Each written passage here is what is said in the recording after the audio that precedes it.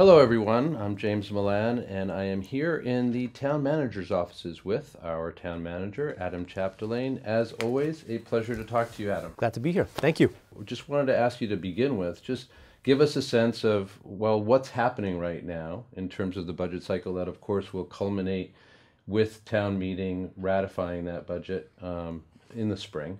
But what's happening now and likely to be going on in the next weeks and months? The departments, the town departments and the school department in my office are working on crunching all the numbers.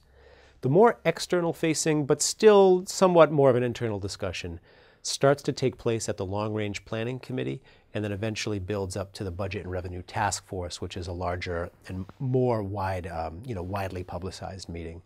And what happens at Long Range Planning and then eventually at Budget and Revenue Task Force are the discussions and then ultimately the decisions about the guiding principles of our long-range financial planning. How much thought right now and how many are there plans in development for trimming expenses, so perhaps to forestall the need for an override, or how does that kind of thing get figured out or figured in? So that's really what's at the center of the Long Range Planning Committee discussions.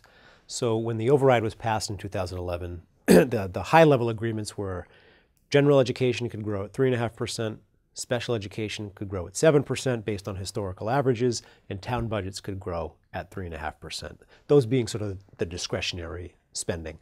Health insurance, retirement, there were caps on those. They're less discretionary. If they are exceeded, we would need to consider taking money out of either the town or school operating budgets.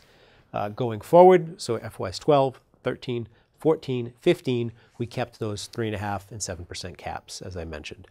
In FY16, this current fiscal year, about a year ago, we started talking about just what you laid out. Should we start to think about trying to curb those rates of growth a little bit to extend as far as possible the period under which we wouldn't need to look for an override? So that will once again be discussed over the course of this fall with the Long Range Planning Committee.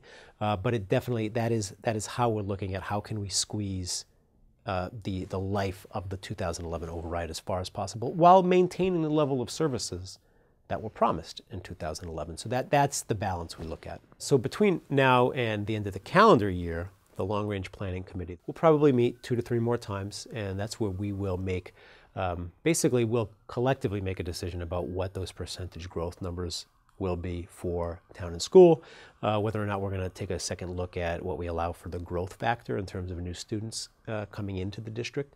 And then we'll report that out at a Budget and Revenue Task Force meeting, and it will be what guides the town manager's budget submission on January 15th. Same for the school department. So that's really, those are the guiding decision points between now and February. And then really the big decision points come on behalf of the Finance Committee and then ultimately town meeting when they're asked to to consider adopting the budget in April and May. Thanks for taking the time to talk to us. No, my pleasure. We always appreciate it. Yeah, thank you. We'll see you again soon. Absolutely. For your Arlington Dollar, Arlington Public News, and Arlington Community Media, I'm James Milan with Adam Chapdelaine, and thanks for joining us.